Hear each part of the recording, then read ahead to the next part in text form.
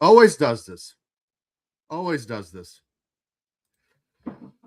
Oh, so what? 5 minutes just talking to myself. Did someone say something in the chat? Yeah, they did. Thank you, Pon. Oh my Lord. Yeah, I was just sitting here having a conversation with myself. And anyway, so I guess to say I'm embarrassed right now would be an understatement. I guess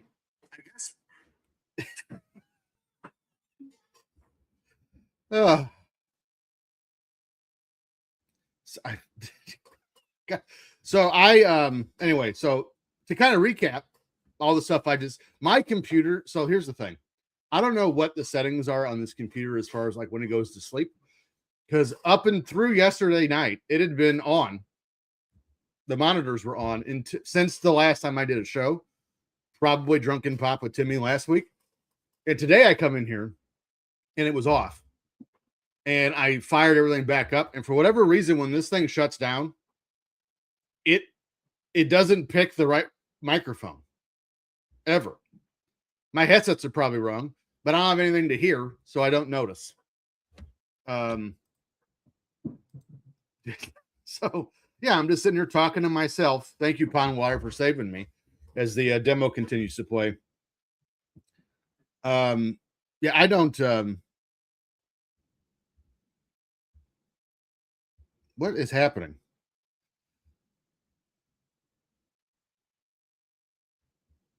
There we go. So anyway, so the recap I was giving before I was told that I wasn't saying anything. I should post that as a short, just me talking to myself. But so the whole idea of the show when I first started doing it was I wanted to talk to someone like an Eric Bischoff or someone in the office for WCW about these video games like this one. Now, granted, Eric was not a part of the company proper. Let me rephrase that. He wasn't a part of the corporate structure in WCW here in 92. He was there, but he was an announcer. But like Revenge and Nitro and Thunder and World Tour, WCW versus the World, which is the second worst game we've played on the show. And like, was he involved in those? Did he know anything about them? Like what business, how did it affect business? Like I've always wanted to know all those things. And I actually have a live show written up. Hopefully I'll get to use it one day for that show idea. And also, if you watch this show, you know that last week we tried to play WWF Royal Rumble for Dreamcast, and I don't think we made it 45 minutes. That is the worst. That beat WCW versus the World for the worst game ever. Not only was it bad, but WCW versus the World, we actually finished the 3 weeks. Royal Rumble made 45 minutes. It is terrible. So now we're going to get ready. This is actually going to be week 2 of this game. Thursday night, we will be going to, I'm headed out for Squared Circle Expo in Indianapolis. For Square Circle Expo on Friday morning, I'll be down there working the tables with Timmy C. Now, we don't have our own table. I should probably clarify that. We are volunteers for other people. Myself, Timmy C., Amy, fun director Justin Yen, and independently wealthy Blaine will all be there. Just, meandering around the hall. I'm looking forward to it. Well, because of that, obviously we can't do Bash on the Buttons on Friday because I will be there. So what we're going to, Thursday night will be Bash on the Buttons, week 3 of SuperBrawl. And then are you guys ready for this? The week after, WCW NWO Revenge. will be coming up for N64. I got a new copy of the game, and I also have the study guide. The strategy guide just showed up today. So looking forward to that. How do I get out of this? What is the back button for Super Nintendo? Okay, well, it's not X. It's not select. It's not Y. So just any button just moves you on to the next one. It's not B, and it's not A. What the hell? By the way, if this is your first time watching this show, we don't use an emulator here. This is my real Super Nintendo, so things like this happens. Matthew Elvis Presley finally showed up. What is going on, good sir? Continuing week 2 of WCW SuperBrawl for Super Nintendo.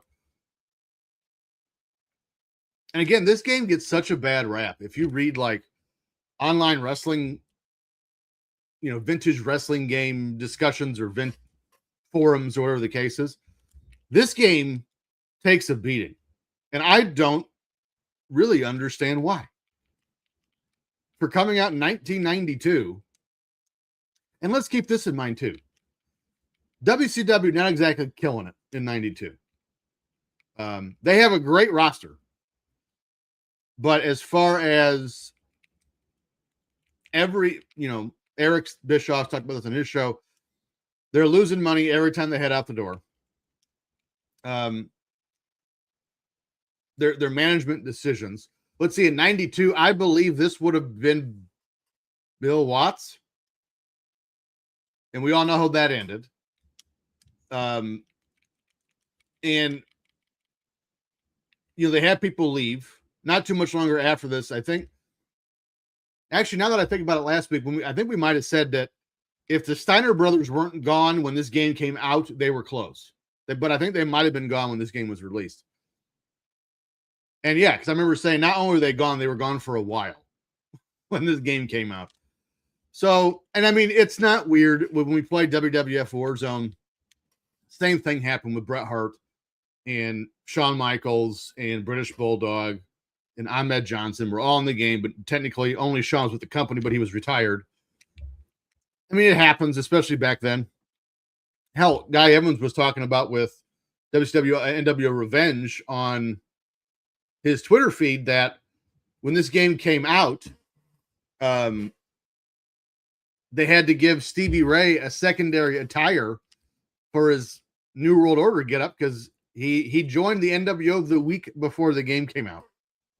And you know what? Good on him for doing that, because most companies, when you've done that, nowadays they would just release a DLC package, 3 months later. I hate DLC in the worst way.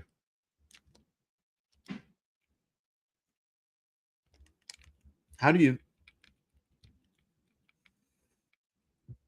Excuse me. Is it... Oh, did I miss one? Katie 45VYMX1.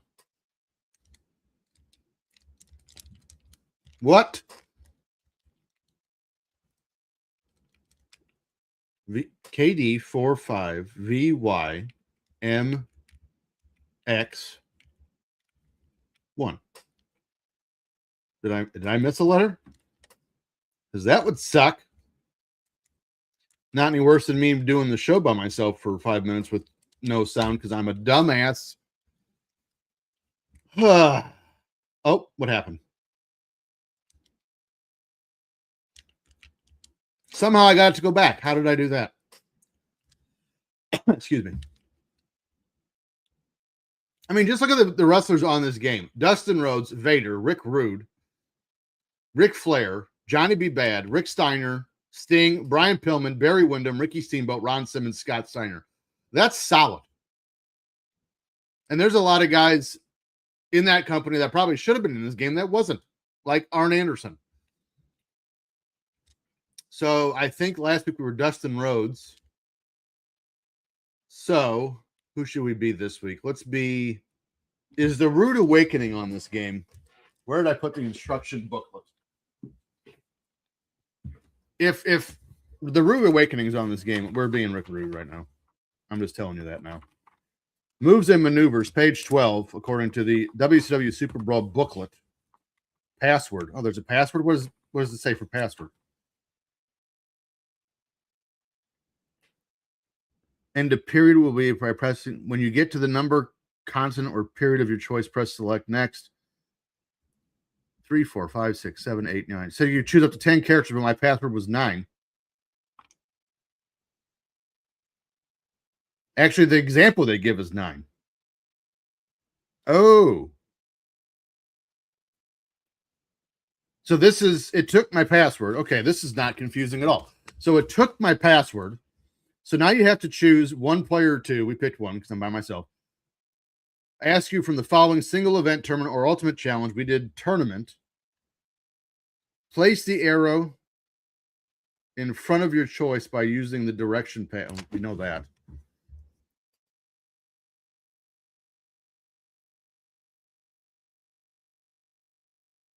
Oh, well, that's as far as it goes. Okay, so, I didn't look. Falling apart. Moves and maneuvers, page 12. So,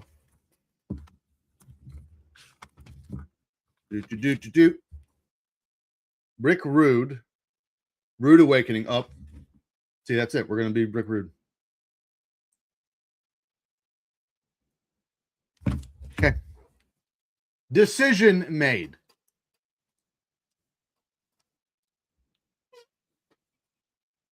Wait, were we playing tournament or were we playing Ultimate Challenge? I don't remember. Oh, it's 3 falls. I forgot. I do remember that. Who is that? Who is that in the picture?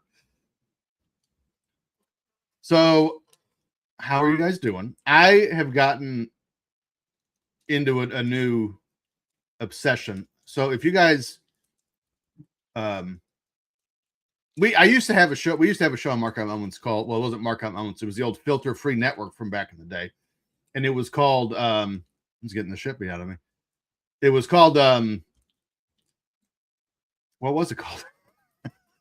We haven't done it in a couple of years, but it was a true crime podcast, and me and the fun director Justin Yent.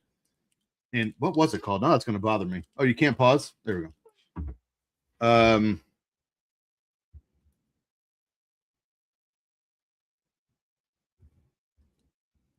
I'm getting shit on in one of our group chats, and I don't know why. Probably because I was talking to myself. What was I doing? Oh, what was our old show? God. This is what Midnights does to your brain, people. It was called. Where is it? Oh, here it is. Revolution of Evil. What a name. What a great name. And to say I'm interested in true crime would be an understatement. It's kind of all I watch now and read about and things like that. But it's not necessarily. Hold on. Drink. It's not necessarily the crime aspect of it that I'm interested in. It's the psychology, the human psychology of it all. And because of that, as I'm getting older, things that kind of address human psychology are in the interesting ways they manifest itself has kind of also eked into my interest. So like cults have eked in. Cults are real big with me right now, only because once I'm running out of serial killers to learn about, right? And but cults, and I've watched quite a bit of documentaries on cults too, but so anything that has to do with human psychology and really dives into the why and the coping mechanisms of the human brain and all that really fascinates me. So one of my favorite shows, probably for more than one reason, is Hoarders, because again, everyone has this assumption that hoarding is the cause and not the effect. Very few people hoard because they're lazy. They exist, don't get me wrong, but it's usually not the case. Usually it's we just whipped out the Rude Awakening right in the middle of the match. again, lazy hoarders do exist. I mean, it's a thing, but most of the time they are, oh, it's got hit with a running bulldog. They are protecting themselves in their mind from trauma or, a catastrophic event in their life, or an emotion they can't process. So that's what fills in. And it's, in a way, they're using things, we got hit with another running bulldog, to shield themselves off from the world. It's a protection thing. But also, people can leave me, people can screw me over, things can't. You know what I mean? Things will always be there for me when I need them. And Netflix just posted a new season. I forgot how to pin. How do we pin?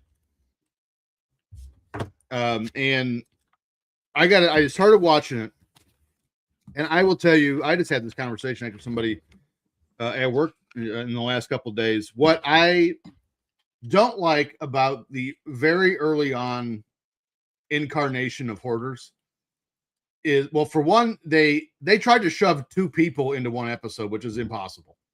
You don't get to know anyone doing it that way. And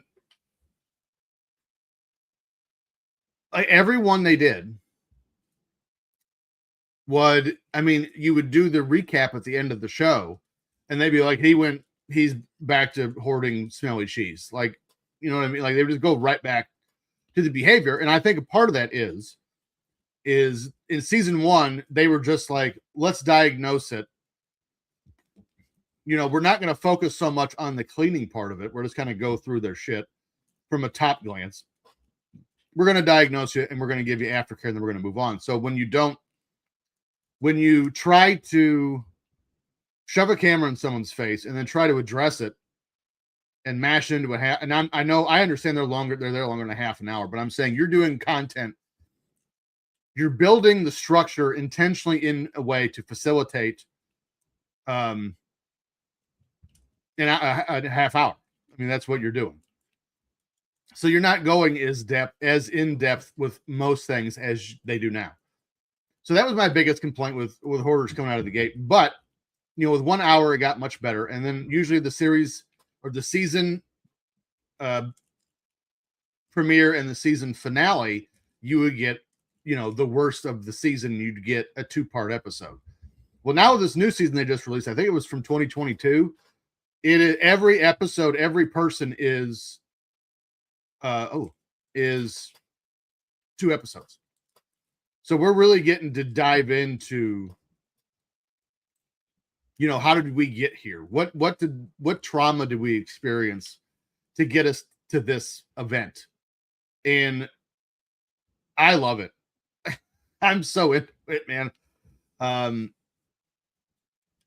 It's truly fascinating. Like, I'm up 2-0, and it's best of 3. Oh, never mind. You have to get 3 falls. And it's tickling all my fancies right now. And I will say what's nice about this season they're doing right. Well, that's on Netflix from 22 is I think everyone I've watched so far, and I'm 4 or 5 people in now. Everyone I've watched so far, with the exception of one, has maintained and gone to aftercare, which, again, in previous seasons that I've watched was never the case. Very rarely did they do either, let alone both. So there's one guy, and for crying out loud, the guy was like 92. So, I mean, or 80s. No, he's 87. That's how old he was. So, yeah, he's not probably going to do well.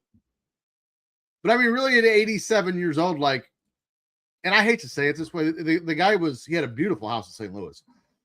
And he was a tremendous artist. That's what he did for a living, was art, painted and drew.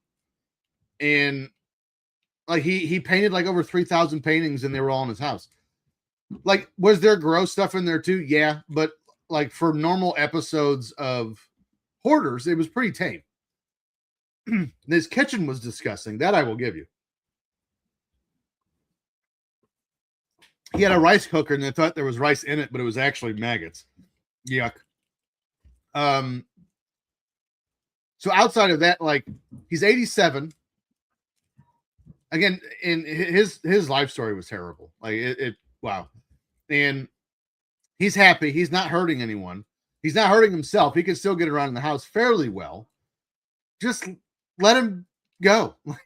You know what I mean? But regardless, like he's the only one that kind of fell back into his pattern. The rest of them have all maintained. And well, there's one I'm getting ready. I'm watching right now, and I just finished episode 1. And it's interesting because the husband, Canadian couple, the husband is the one that called the show, I'm guessing, and called for help. And the wife is just being completely ridiculous the entire show. At least in season 1 or episode 1, she was. So we'll watch episode 2 tonight and see how that goes. Matthew Elvis Presley says, I come home from work and my pit bull ate my Switch controller. Brother, I got one for you. Not that I'm trying to one up you, but since we're doing this right now, when I was a kid, I'm talking 6, 7 years old, so 91, 92, I had the WWF toy ring with a bevy of action figures, and I had the belts. And remember those rings back, that ring back in the day had the belt pedestal on the side you could put the belts on.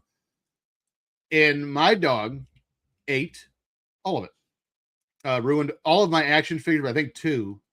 Ruined the ring. Like chewed it to the point the ropes didn't stay up anymore. Dustin Rhodes is just kicking the shit out of me right now. And I don't know if I ever saw the belts ever again. What is happening? You know, last week I compliment Dustin Rhodes and Goldust for being the first dip into the water for attitude in WWF, and now he's just beating the shit out of me. My one complaint of this game so far is the computer can just kind of spam form you in the face. And unless you physically move, there's not a whole lot you can do about it. That's my one complaint, and that's not even that bad. So yeah, we had a really good discussion last week about Goldust, and again, in my opinion, was the WWF's first kind of test the waters for this attitude thing, trying something new. I thought it worked out well. Obviously, I would say Goldust in just the 4 or 5 years he was Goldust is a Hall of Fame. Shit, 95 through 98 Goldust is a Hall of Famer. 98, 99, and his later stuff too. But 98, 99, when he just went off the deep end, not so much. Boom, take that. He ate the whole. Oh yeah, my dog was a dick. So old Sergeant died at 21.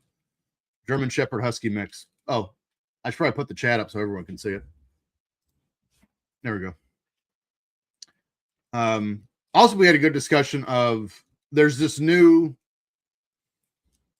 how do I want to phrase this? This new thought process. And there's no way it's people from my generation doing this. That Triple H just didn't matter in the Attitude Era. Like his kind of importance. You can pan outside. What the hell? His importance to the era is overstated. He didn't matter, which is batshit crazy. Like, I don't understand people who say that Triple H was an inconsequential figure in the Attitude Era. Didn't watch the Attitude Era. Like, listen, I didn't like DX. I thought it was, even at my, as a teenager, and that's who it was aimed for, I hated it because I didn't, that's not the kind of kid, and I grew up to start telling people suck it and all that other stuff. But in the moment, like, that's not how I was still a traditional babyface and heel guy, and I just thought they were going too far. But to sit here and pretend that Triple H didn't matter in the Attitude Era, again, for the 40th time, is bananas. I don't understand that. He is one of the most important parts of the Attitude Era.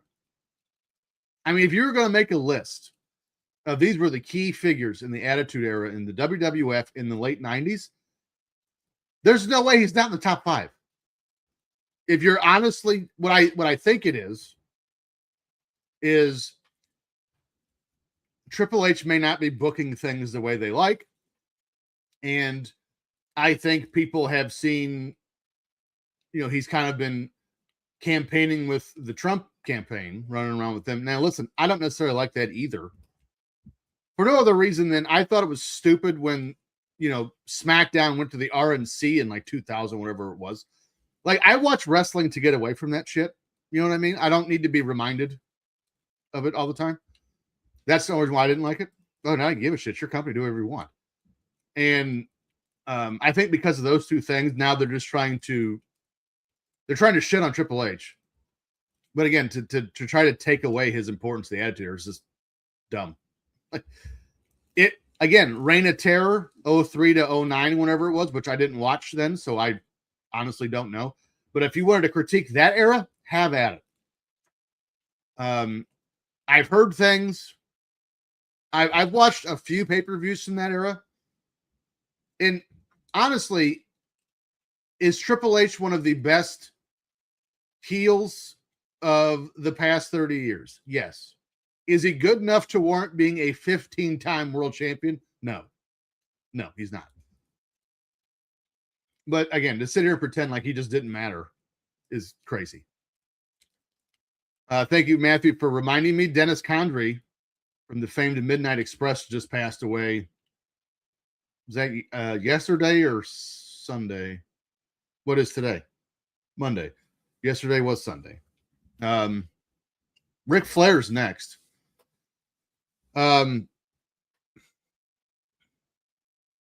If it was 1990 and you were, so I was 5.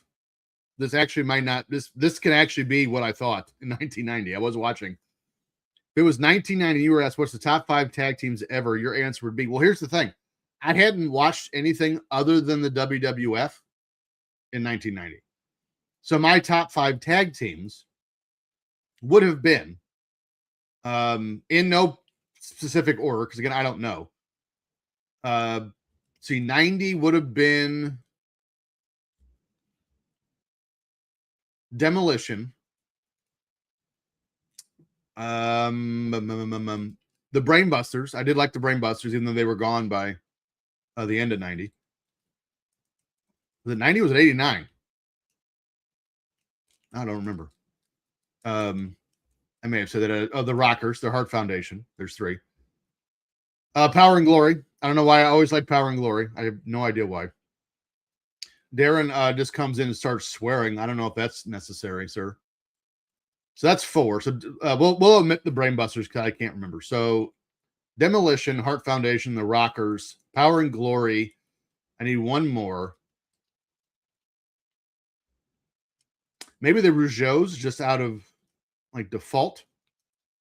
Now, if you were to ask me now who I think the best tag teams ever are, sadly, I don't think anyone from the last 20 years gets in.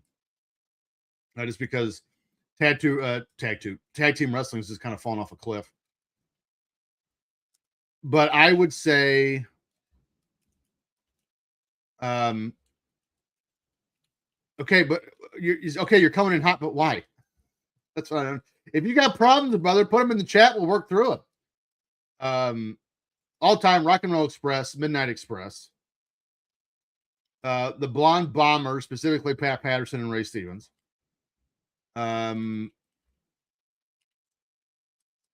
else? Does the Heart Foundation make the top 5 of all time? And here's why I don't have Arn and Tully on there. Because Arn and Tully were, and I'm going to say this, and I don't want you to mistake what I'm saying. Arn and Tully is a fantastic tag team.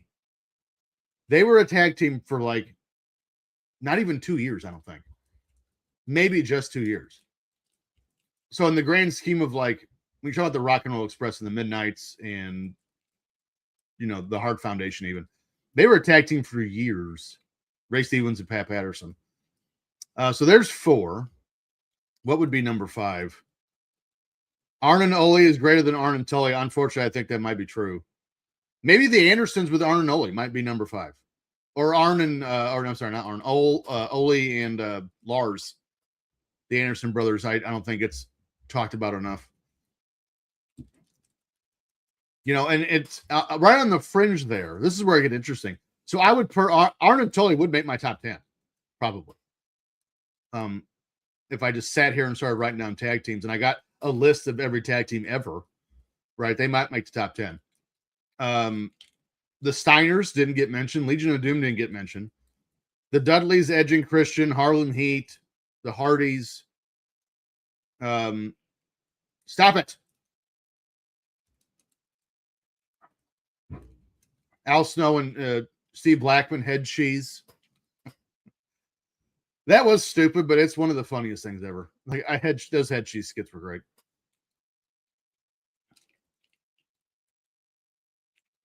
So, nice one, Darren. So Darren jumps in.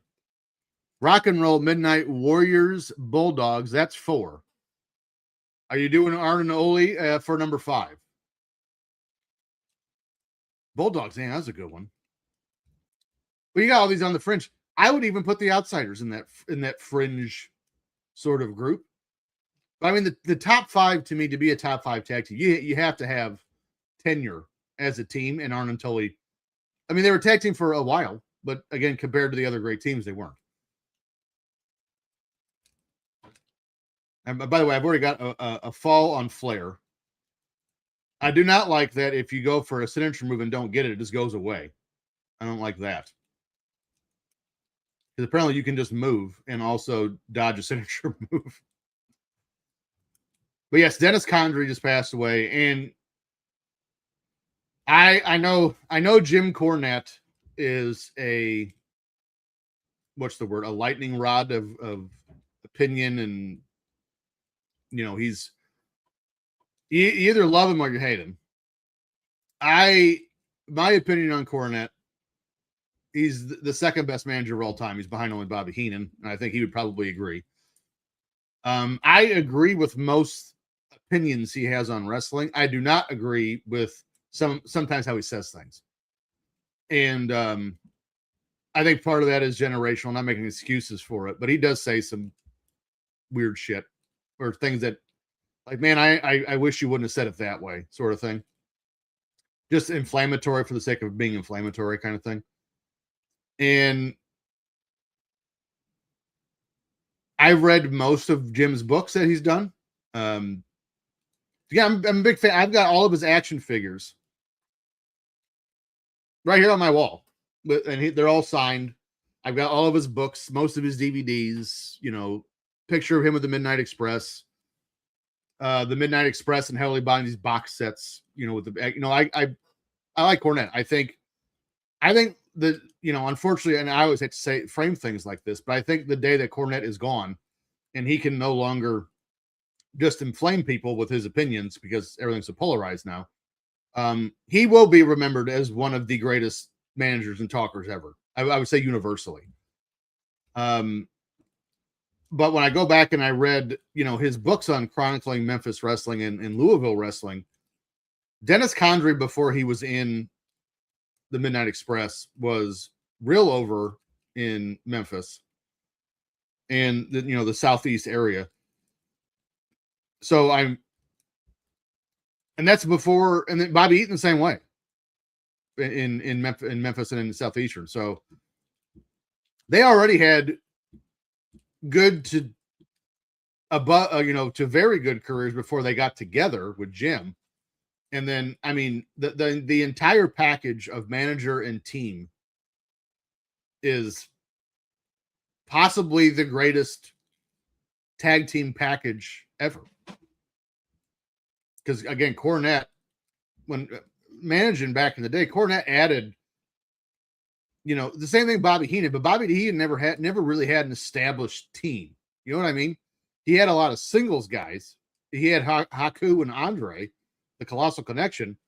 But as far as like, this is my tag, and the Brainbusters, that's really like the end of Bobby's tag teams.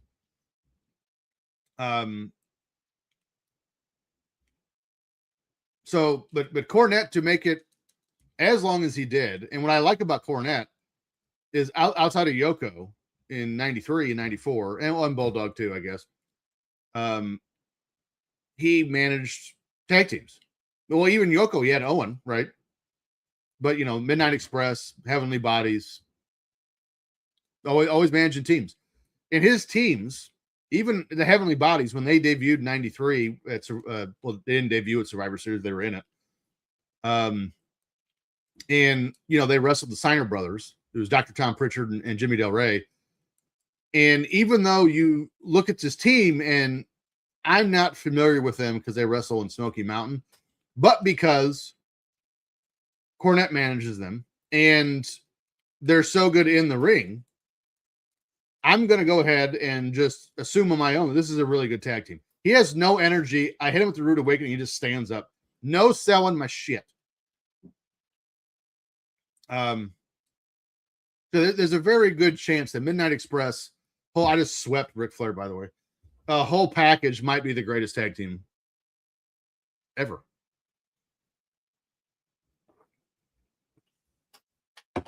And there's so many teams we haven't even mentioned. The Russians, Jim Crockett, and the Steiners, Harlem Heat,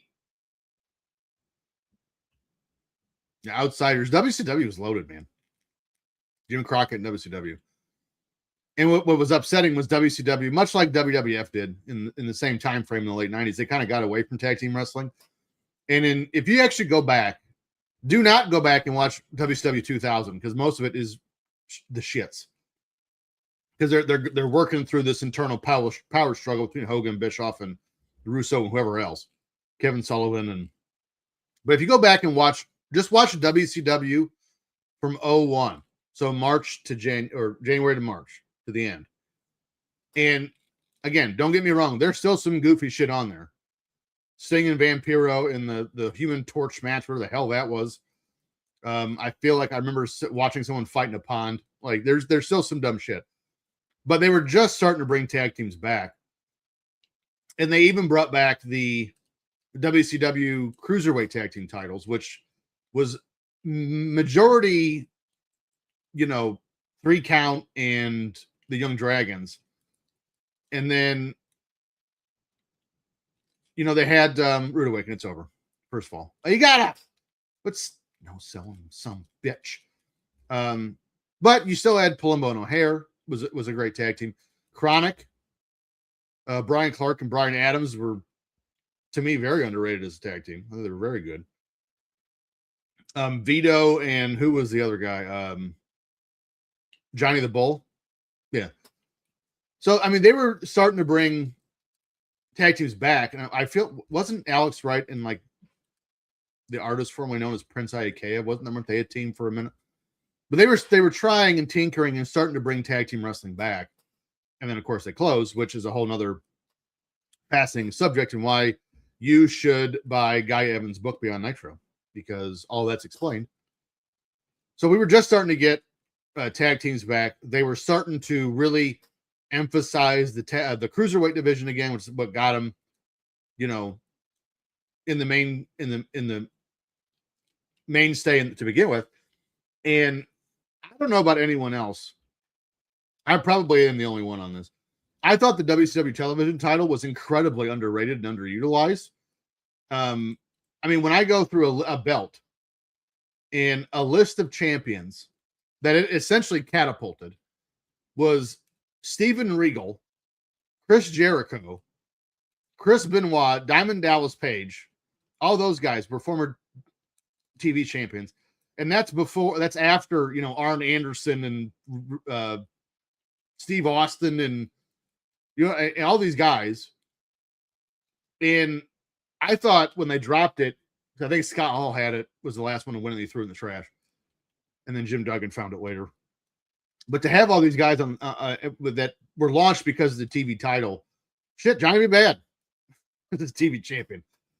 And just to kind of abandon the belt and then bring it back, they just brought back the TV title and was starting to utilize it again. So WCW was starting, if they would have gotten the chance to find a new network, because they were going to have to do that, although part of the reason why the deal fell through was because television time was no longer included. But if they would have had more time and gotten to take a 2-month break and find a new network and kind of restructure the roster, with what they had been doing in 01, I think that WCW would have. I'm not going to make that bold, overarching statement that they would have been in business today. I don't know that. They had a lot of hurdles to get over to have any sort of longevity. But do I think they find their place and they make it for a few years? Yeah, I have no reason to not think that. They were headed in the right direction. It's just they had the rug pulled out from underneath them when the guy from WCW. Oh, what's that? What was that move that Johnny B. Bad did? The left hook. Was that Bad Day? Was that the name of it? I think it was. But when the executive from Turner Broadcasting pulled the rug out from under him and said no TV is not included, and then dropped the sell price to the WWF for like $2.5 million, whatever it was. Yeah, that was the end of WCW. So I've always I'm going to tell you this one, like an underlying wish I've always had since WCW went under is I hope one day the copyright for WCW just expires and the WWF is just not paying attention, or WWE is not paying attention, and it expires and somebody buys it. I don't know why. Let's see what we got in the comments here. Top 5 finisher singles and tag. We'll come back to that. Oh, SOB Bubba's here. He said he attended prep school with Paul White. Did he have to sit in the classroom by himself because he was so big? If cousin Ted Turner had more of a TV presence, they might have lasted longer. Do you mean a presence, like I say, with the television company as a whole? Because you are right. Once AOL came in, I mean, Ted Turner was just there to be there. From a power perspective, we didn't have much. Okay, so top 5 finishers, singles, and tag. I'm going to leave that up so I don't forget, because I'm going to have to keep going back and forth as Johnny B. Bad's trying to mount a comeback on me. So I'm going to do this. I'm not going to do like the most visually appealing or anything like that. I'm going to do the most effective. Like I saw fewer people kick out of this than anyone else, because that to me, that's what a good finisher is. Rude Awakening stands up, starts running. Lord. No selling my shit. No sales everywhere. I mean, pile driver, if I'll even be more specific, Darren. I will say Jerry Lawler's pile driver. I mean, did anyone ever kick out of that? And I heard Cornette say maybe somebody did in like 86, but outside of that, not too many people kicked out of it.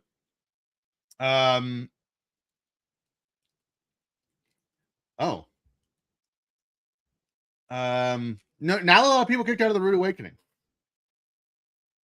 but I feel like there are more visually appealing. Oh, DDT. How we have not mentioned the DDT already? Jake's DDT. If we're going to put the pile driver at number 1, actually, I'm going to do this. I'm putting the DDT at number 1. We'll do pile driver at 2. I just beat Johnny B. Bad second time. Let's do Stunner's a good one.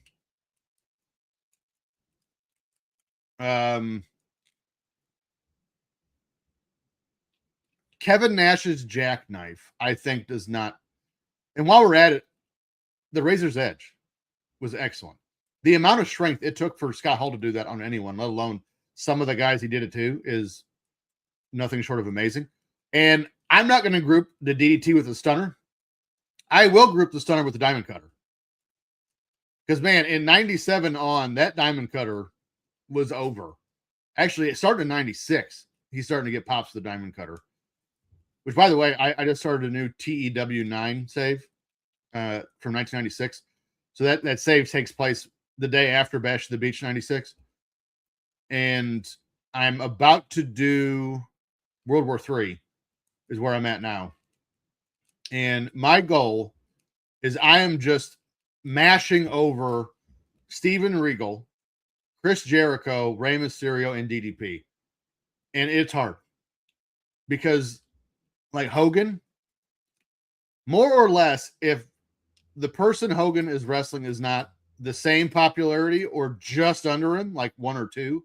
Now, mind you, out of 100, Hogan's at 94. Like, he's real popular, which is true. I mean, in 96, he still is that popular. But unless he's real close to you in popularity, he will not drop, he will not lose. So he has the belt because he wanted it Road Wild, and I gave him the belt back at Hog Wild. He beat the Giant. And I'm about to put the Giant in the NWO, heading into World War III. But yeah, he like that is a part of the game. Like, no, I'm not. So I could have, say, like the Booty Man is on that, and for reason, dumbest shit ever. And I didn't want to do that. And I could, and he's still in the mid 50s for his popularity, which again is probably pretty accurate, 96. And I could say, I want you to lose to Chris Jericho, who's, when I started this game save, all of his popularity was like in the 20s because he's just starting to make a name for himself in North America. And they would say no. So it's real hard. Anyway, I say all that too. So where are we at? We're at DDT, pile driver, stunner / diamond cutter, leg drop against Goofy, but no one ever kicked out of the leg drop until later. Actually, I don't even know the first person who kicked out of the leg drop was. Was it the Giant? In 95, whenever that would have been?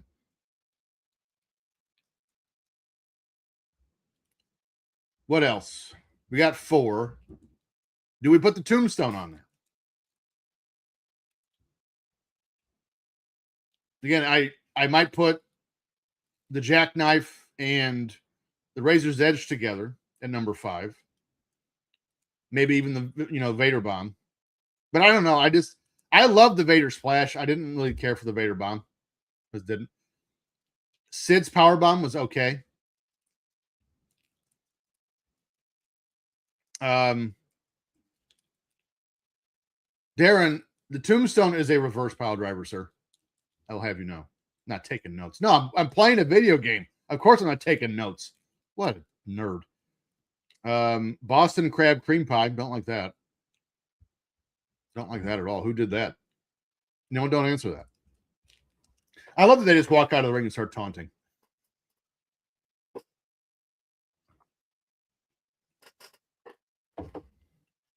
Oh, tag teams. Yes. Doomsday Device for sure.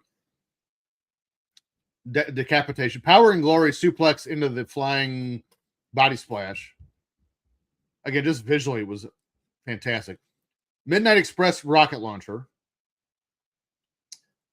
That's 4. The heart attack. I think would have to be up there. So what was that? It was Doomsday Device, Decapitation, whatever Power and Glories was. I don't remember.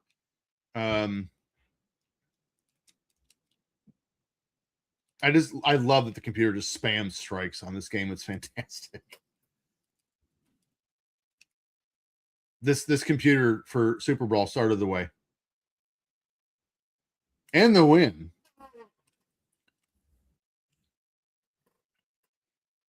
Television champion. We were just talking about that. So wait, you do a tournament and the belt you win is the television title? Not the US? Rocker Dropper's good, although that paralyzed the dude. Or didn't it? Or at least momentarily.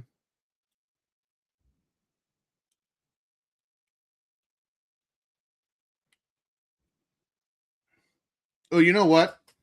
A tag team that didn't make the list, but because it wasn't around long enough, but it should have. Had it been around longer, it's absolutely a top 5 tag team ever. The Hollywood Blondes, Austin and Pillman. They were real good together. And then the great part about that story is they didn't want to be a team, like at all. And then they became a team. They became a great team. And then they got pulled apart. Who is Jesse H. Christmas?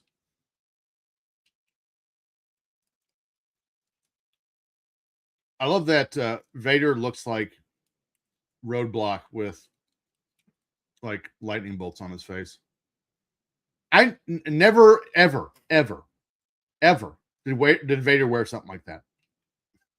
Ever. But yeah, here he is. Oh, Sting actually, I mean, he's kind of flame-ish pants. I like that. Who got yelled at yesterday? Jesse H. Christmas? We haven't defined who that is yet. Oh, I don't know if you guys made any New Year's resolutions or not, but I did. I wanted to get healthier.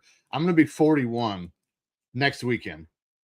And I wanted to get healthier and lose some weight and quit smoking. And I have not smoked since January 9th. So we are 2.5 months into that. Actually hasn't been too bad.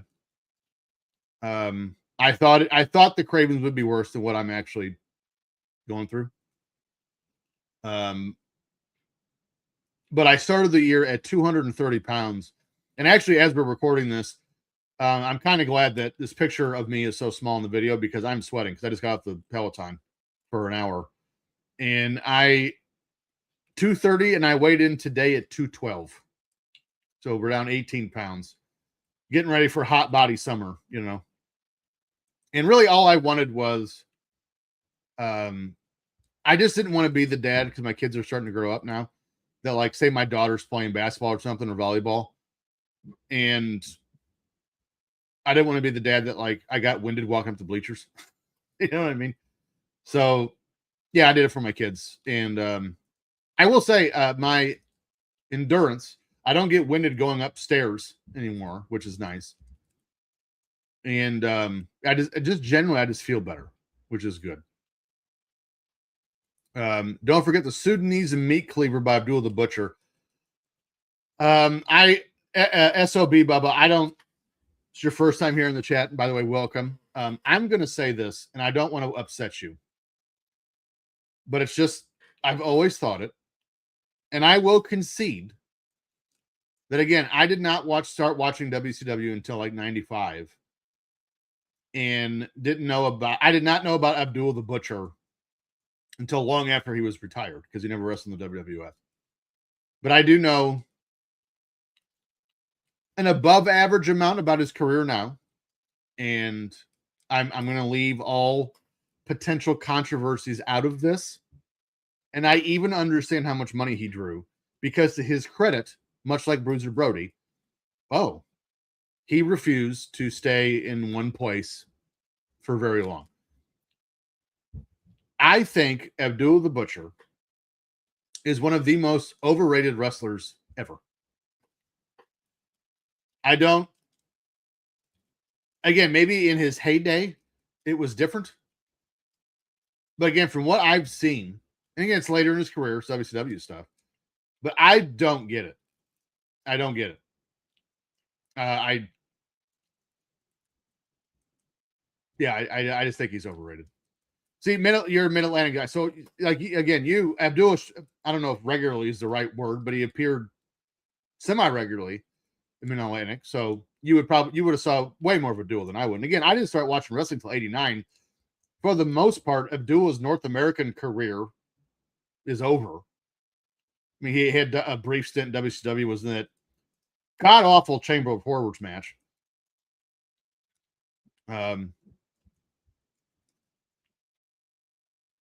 So Darren with a good point. He was not a wrestler, he's an attraction. I'll give you that. Great. Absolutely. And again, the man drew a lot of money. I'm not arguing that at all. I think, and he is a character that thrived in the territories, but would not survive today. Because I feel like Abdul is going to be one of those guys. Once you see him twice, you've seen everything. But he moved around a lot, and he was a monster in Japan. And yeah, an electrocution, Chamber of Horrors. I think we watched that once for our old show, Filter Free Podcast, and I vividly remember shitting on that match. It was so bad. It was so bad. What else we got in the chat? Let's pause it. There's a lot of stuff here.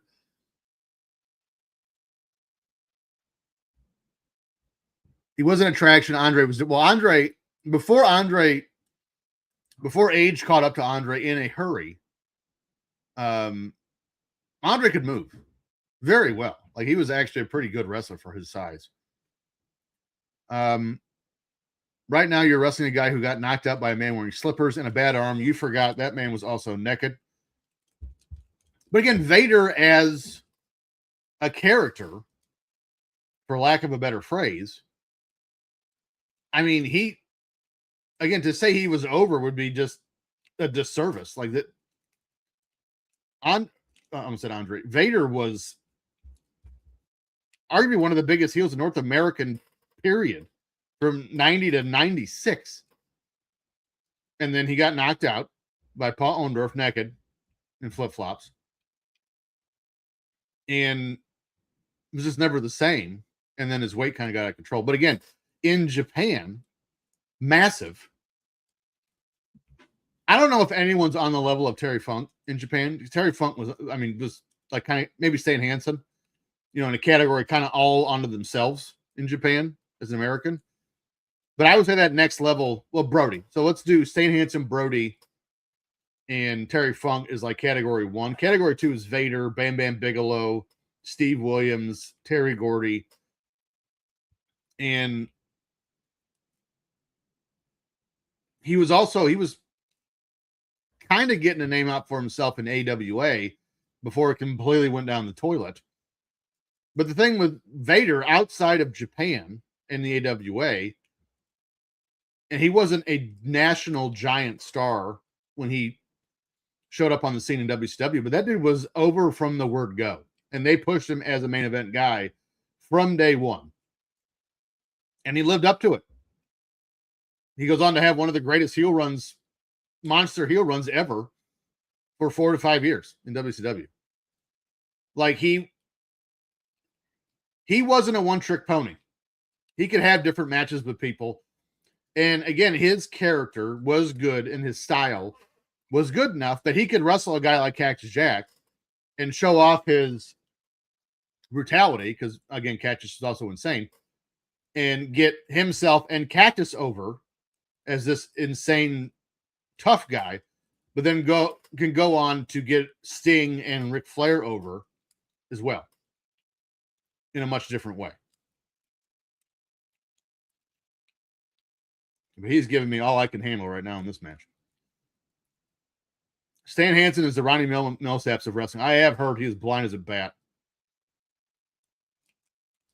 I can't remember who said it. They did say that every time you wrestled Stan Hansen and you knew the clothesline was coming, you just close your eyes because you're going to get hit because he can't see you. So you just hope he hits you in the chest and not the face. Can you please stop going to the top rope? Vader did that 0 times in his career that I can remember. Cactus versus Sting is an underrated WCW feud. I've said this before. I thought Sting and Steven Regal from 95 could have been way better than what it was, but they have this feud. They have a blow-off match at pay-per-view. One match. And that was the end of it. And to me, I watched that feud, and to me, Regal, after that Sting feud, Regal was never the same. Like, he was at a certain spot, and that was as high as he was going to go. Foley had great matches with Sting and Shawn. Mick Foley had arguably the greatest world title defense match no one has ever watched, or no one talks about, I should say, against Shawn at Mind Games in Philadelphia. That match is incredible. And if you have not seen it, do yourself a favor. In Your House, Mind Games, Shawn Michaels Mankind is insane. Shawn was the pretty boy and needed to have an edge put to him so people could take him being champion seriously. And man, oh man, him and Mankind put on an orchestra, a symphony. It was incredible. Again, probably the best world title match no one talks about. The two I always go to is Shawn and Mankind, and then 1-2-3 Kid and Bret Hart from, I think it was July 6th, 94, when Bret was champion. Great match.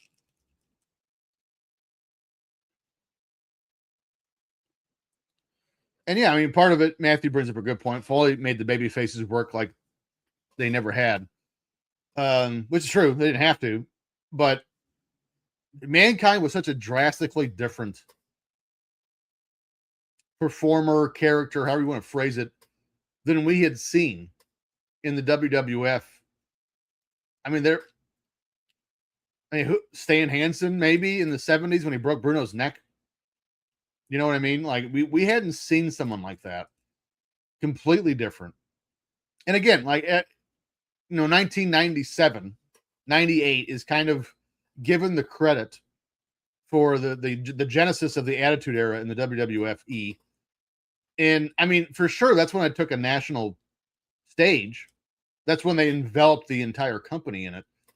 No doubt. But I would say Goldust debuting in 95 and then Mankind debuting in 96. And just really the company's first brawler, twisted character. The interview segments with Jim Ross was tremendous that we had ever seen. And I think that was at least starting the wave of the Attitude Era kind of taking center stage.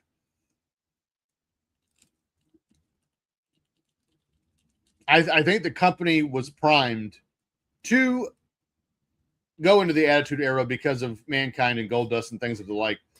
So when Austin and DX took off, the crowd was already ready for it. Because they gotten a taste with those guys and were like, oh yeah, this is way better than the goofy shit you've been showing us. Vince Russo was sent over to sync WCW by Vince McMahon. I don't think anyone is that smart. I think Vince Russo is just that bad, and a very charming guy and can sell, ketchup to a lady and ketchup popsicles to a lady with white gloves. I don't think Vince sent him over there because if Vince Russo was truly that much of a creative genius, why would Vince ever let him go anywhere? Because let's say you have this grand plan. I'm going to send you over there and you're going to be so terrible. You're going to sink WCW. Well, for one, there's much easier ways to do it. But two, who's to say Russo gets the job, goes to WCW, is like, you know what? I'm going to use this opportunity to show how good I am. I'm going to beat WWF. And then he does.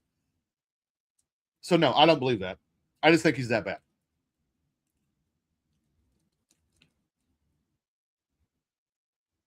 I mean, he booked himself to be world champion. Like, I don't. Again, so did Vince McMahon.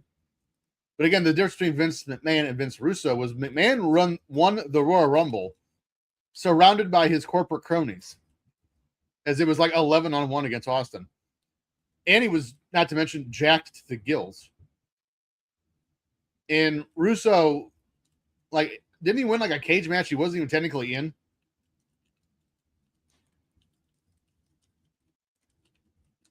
Again, there's much easier ways to sink a company than send a mole in creative. It doesn't even make sense. It kind of doesn't make sense. Russo, I don't think that was Russo. Bischoff, I think, put the belt on. No, actually, Bischoff was in the match. Bischoff put the belt on Arquette. And again, even in that example, I put that one above Russo winning the title because as goofy as it is, having David Arquette win the world title, and I think Arquette would even tell you that, it made no sense. It was goofy. But at least in that instance, I can understand why they were doing it. They were selling their movie, Ready to Rumble. So I get it. I get it. I don't get Russo. There was nothing on the other side to promote or further, or it just did it. Again, I could be wrong, but I'm pretty sure he won it in a cage match he was not even technically booked in. You know what I mean? Because Goldberg speared him outside the cage. And because it was that stupid triple cage shit too. And because he was the first one out of the cage because his back hit first or whatever, getting speared, he won. and also got a concussion because his head hit the guard. It was goofy. Again, WCW 2000 was possibly the worst year of wrestling ever on television.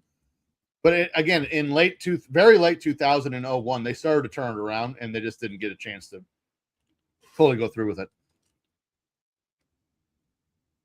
I don't get it. You didn't see the WWF put the heavyweight title on Zeus just so no holds barred. That's true. But he did feud. And also, again, I didn't say I agreed with WCW putting the belt on Arquette. It was dumb. I'm just saying I understand why they did it. I get it. Would I have done it? No. Do I understand why they did it? Yeah, I get it. Yeah, I bet you if they had it over to do over again, they would not have. You know what I mean?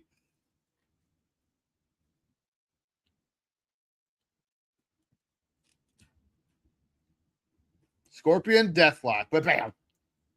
That looks like shit. Did he tap? Oh, nice. Oh, no, he didn't. I thought he tapped.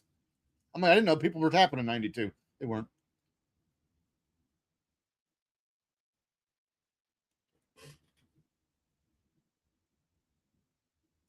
Putting the belt on Arquette was the most disrespectful gimmick ever. It made the belt look like used role of Sherman. I mean, again, I put it second to last behind Russo. To me, Russo's was worse. But again, in the grand scheme of things, I agree. It was terrible. But again, the only reason why I put Russo below Arquette is, again, with David Arquette, I didn't agree with it. I understood it. And let me rephrase. Back in 2000, I wasn't watching WCW 2000. I gave up. I quit. I was just watching the WWF, but I heard about it. Right. But as an adult, I still haven't watched WCW 2000, but I've watched shows from there. I've watched that match or that Thunder. And again, it was on a Thunder. But that David Arquette winning the world title made the USA Today and promoted their movie coming out, Ready to Rumble. Did it piss off every wrestling fan? Well, most wrestling fans on the planet. I can't say all because you can't do blanket statements. Somebody liked it. But did they piss off most wrestling fans? Yep, they sure did. But I understand the mindset they had that led them to do that. Vince Russo winning the world title. What did that do? What was that selling? You know, again, Vince was in the corporation, and it was Vince and McMahon. It was Vince and Austin. Got it. And again, Vince ended up giving the title up like the next day or next week or whatever it was to The Rock. So again, get all that. I don't get Vince Russo. Don't get it. It didn't sell anything. It didn't further anything. It just was there. It just happened.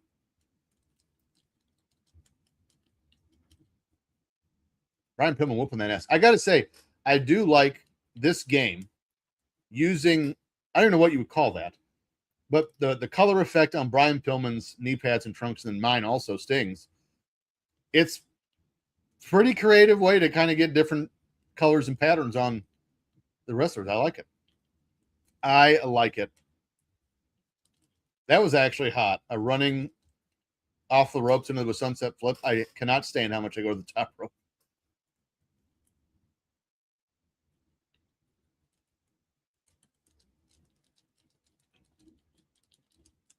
What else we got? What other wrestling conversations from WCW should we talk about?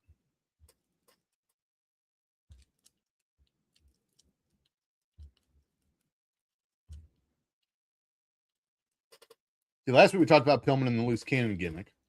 Pretty good talk. I like that one. Talked about Goldust last week. Sting sucks. Way to bring up a new topic, Darren. I'm going to say no to that thought. Sting sucks. Like, what are you? What else is on your guys' mind? Sting sucks. Okay. That's weird.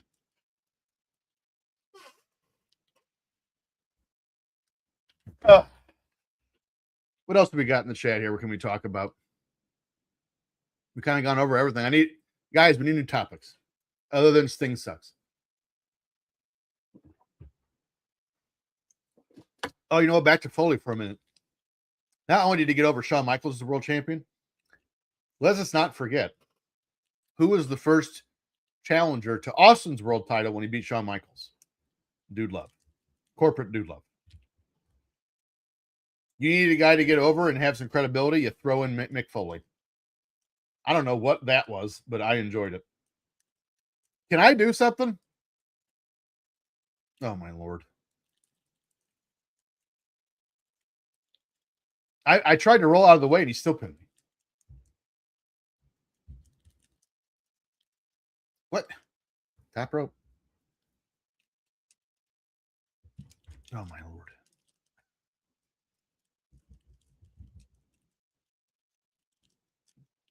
All right, now the spamming of the forearm just starting to get old. All right, there we go. Got some offense in. Top five WCW feuds.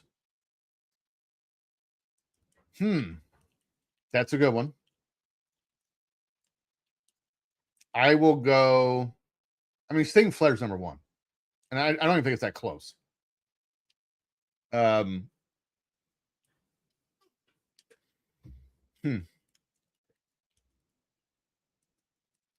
Sting Vader.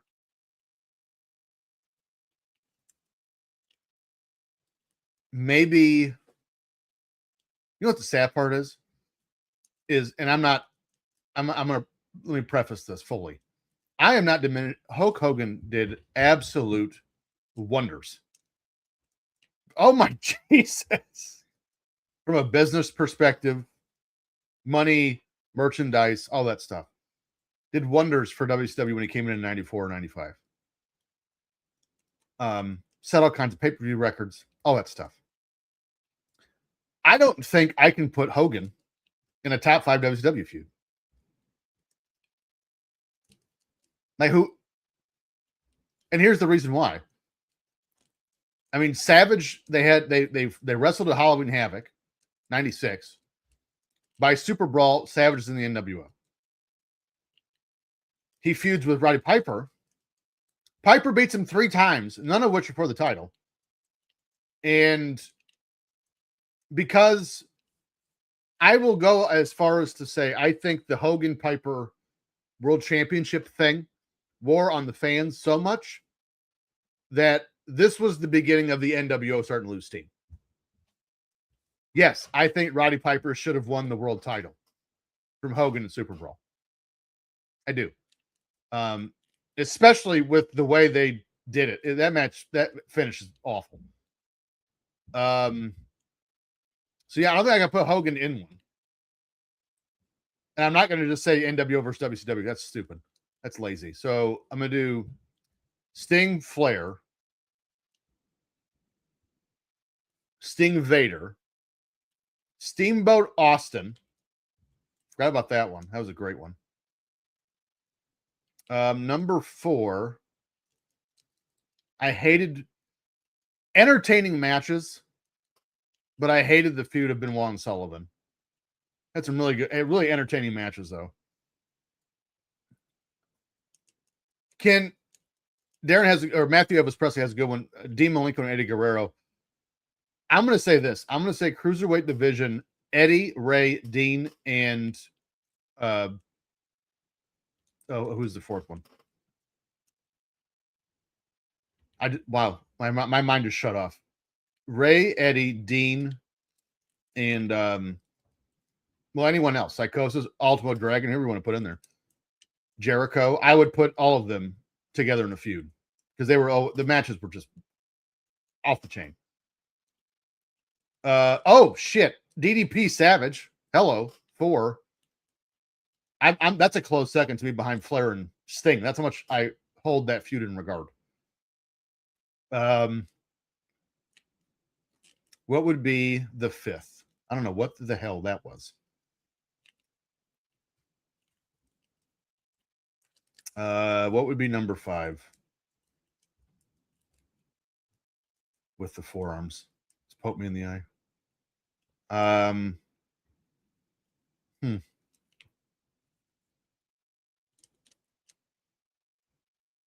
Because the Outsiders never had a great tag team feud. They just beat a bunch of tag teams.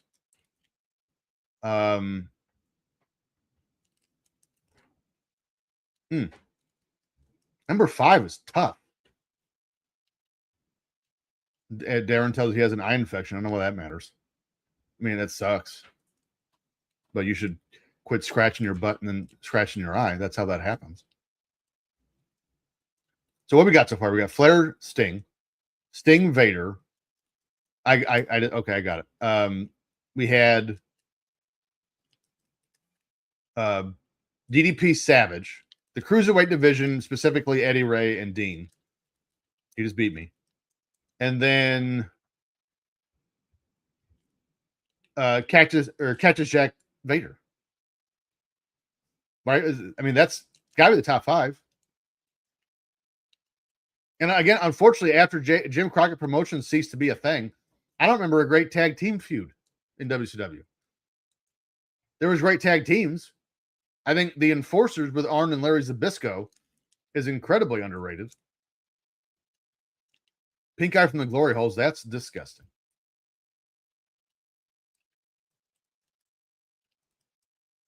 I mean, the Harlem Heat and the Steiners never really had a prolonged feud. Jesus, with the forearms, a prolonged feud.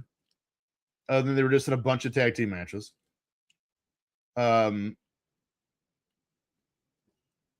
to this day I cannot believe Scott turned heel and joined the NWO, and they did not have a prolonged Scott and Rick feud. What? I think Raven DDP Benoit could probably be it. Booker T Benoit, best of 7 was fantastic. But yeah, I don't. But the thing with those two is, you bring up those two. Who are you taking out of the top 5? It ain't gonna be Flair Sting. I can tell you that right now. It ain't gonna be Sting Vader. It's not gonna be Cactus Vader. It's not gonna be DDP Savage.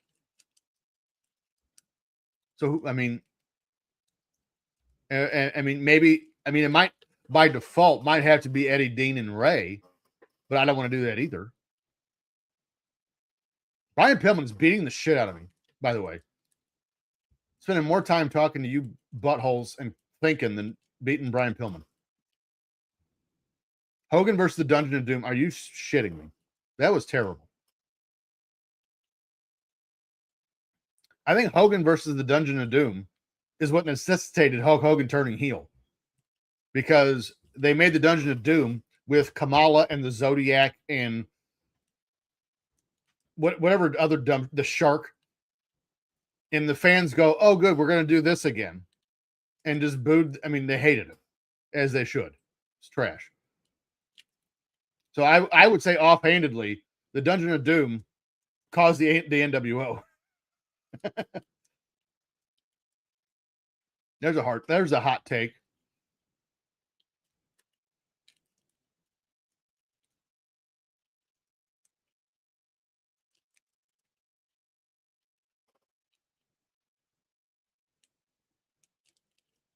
And what's fun is there's actually 2 members of the Dungeon of Doom that would join the NWO. Big Bubba Rogers and Conan.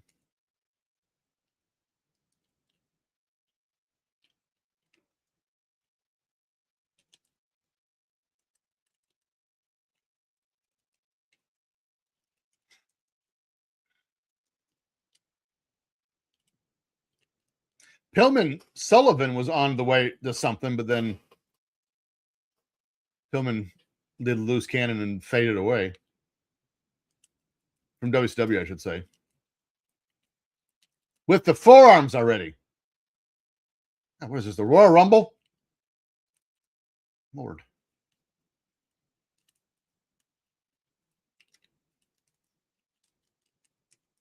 Okay, hit the signature, and you just didn't do it, so that's fun. Sarcasm 86, Night of the Shit Talkers. That should be a t-shirt, Darren.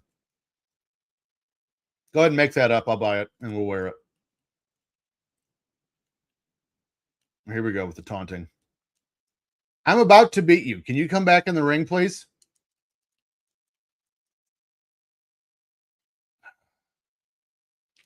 Brian Pillman's being a real dick.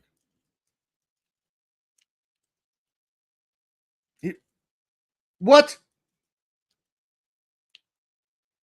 Oh my God. Oh my Lord.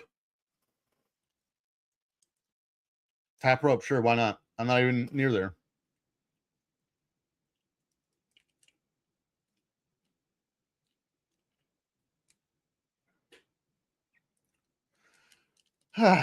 This probably will be our last match. Well, this will be our last match of the night. I have to go get in the shower and get ready for another round of midnights tonight. If I ever beat Brian Pillman, if he can keep his feet on the canvas,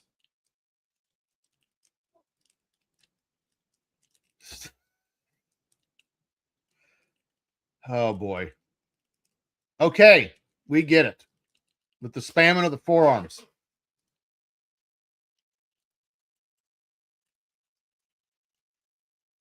I can't even do anything. He's Sting's just like, no, I don't want to move my hands. Can you do something, bro?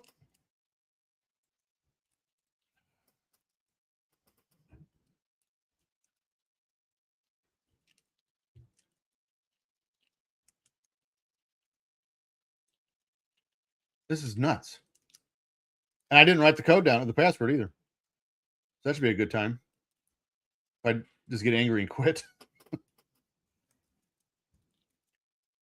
There we go. Nice airplane spin. Punch to the face. Half rope. Go ahead and jump. Tool bag. And make our comeback. Here we come. Hulking up. Stinging up.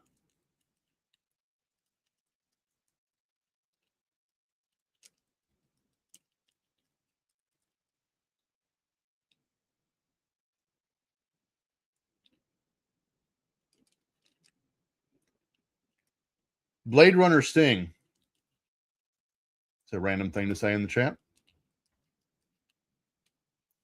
What is this?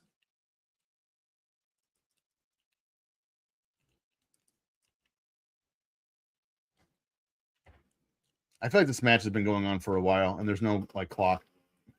So Brian Pillman is giving me all I can. He's already up 1-0.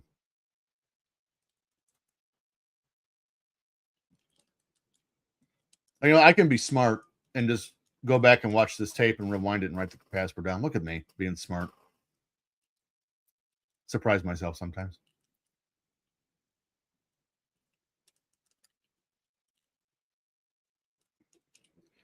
We should do a worse feuds because I think number one with a bullet is Hogan Warrior. What a pile of shit that was.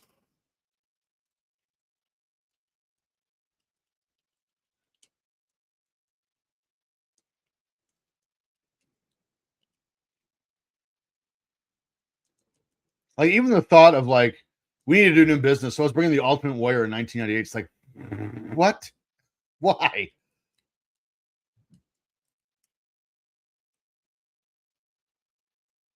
I think I've heard that they were in talks also with Yokozuna around that time. It's like, dude, you should have done Yokozuna way before you did Warrior.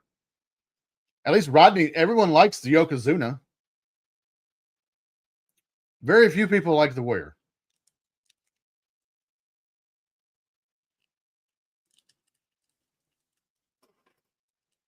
Ugh.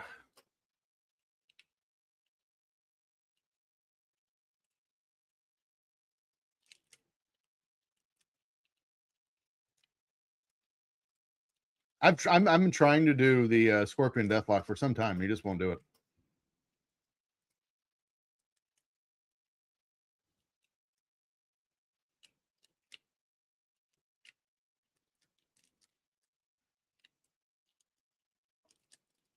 Oh, now he tries to do when Pillman's down, and I can't. What a dick. Actually, I wore that T-shirt yesterday, Matthew Elvis Presley, that Mabel was the third man. Mabel and the British Bulldog, which will never not be funny to me.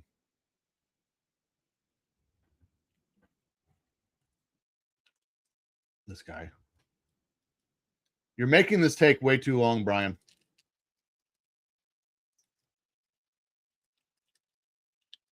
I wonder if I win this fall and just pause it, if this will stay not frozen until Thursday. Be a good test of this old Super Nintendo's durability. I also love the fact he's doing a count out, but you can pin outside the ring. What? Oh my lord! Like, I can't get Pillman's health down because he will not stay in the ring, and when he is in the ring, he goes to the top rope. And now Sting's shitting his pants. I don't know what he's doing. And I love that every time I do the signature, he just doesn't hit it, and it goes away. It's excellent.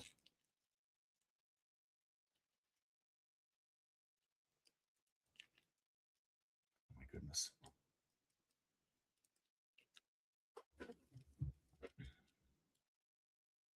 I always forget to center myself in the vertical screen. Sorry. Just looking at my ear in the chat. I wish they would let you move it, you know, like to the corner away from the chat. Will you stop punching me? Yeah, take that, sir. He's got just a shitload of signatures waiting to just light me on fire in the middle of the ring.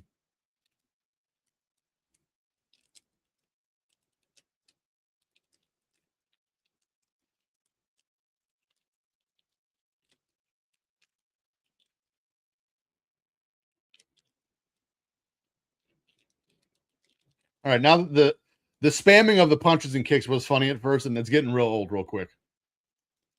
Because he's either outside the ring, standing on the top rope, or forearming me in the face. There's no in between.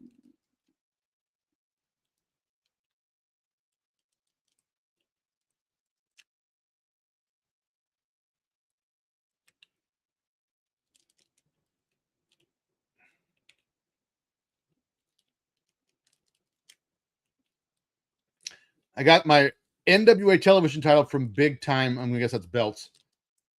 I have the Georgia Championship TV title signed by Ron Garvin. There is some belts that I would like to get. I mean, it's a replica. I should say that also. There are some belts I'd like to have. I think pretty much every generation of the TV title, I want it. I want the old version. I want the Arn, and I want the what they call the squiggly line TV title. I want all of them. Again, I think the TV title was underrated and undervalued, considering the careers it kind of launched in WCW. Now the problem with WCW was you can launch guys like Regal and Eddie Guerrero and Dean Malenko and Chris Benoit and not DDP, he actually did break through, but Six and all these guys, Raven, Saturn, Booker T. Well, Booker T broke through too, but once they only get to a certain point, because the main event is just, there's no getting in it. It's so crowded. Yeah, I don't know. It did diminish the belt because they never really went any further. Like Alex Wright was a TV champion. This is Prince Iaukea was, and that was awful.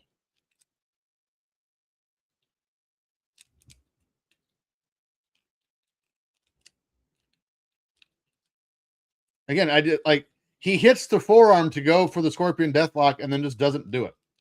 He just stands there. Nope, of course I didn't hit it, so the signature went away again. That's nice. My lord.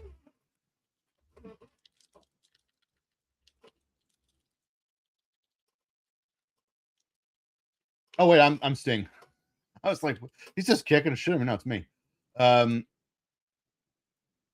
have my big gold signed by Jeff Jarrett and David Crockett, and then I got my NWA 10 pounds of gold signed by Trevor Murdoch. So I have the 10 pounds of gold signed by Tony Schiavone, David Crockett, Matt Cardona, Christian, and Engel, I think. I'd have to look. Maybe Jarrett. I might have got Jarrett a couple years ago.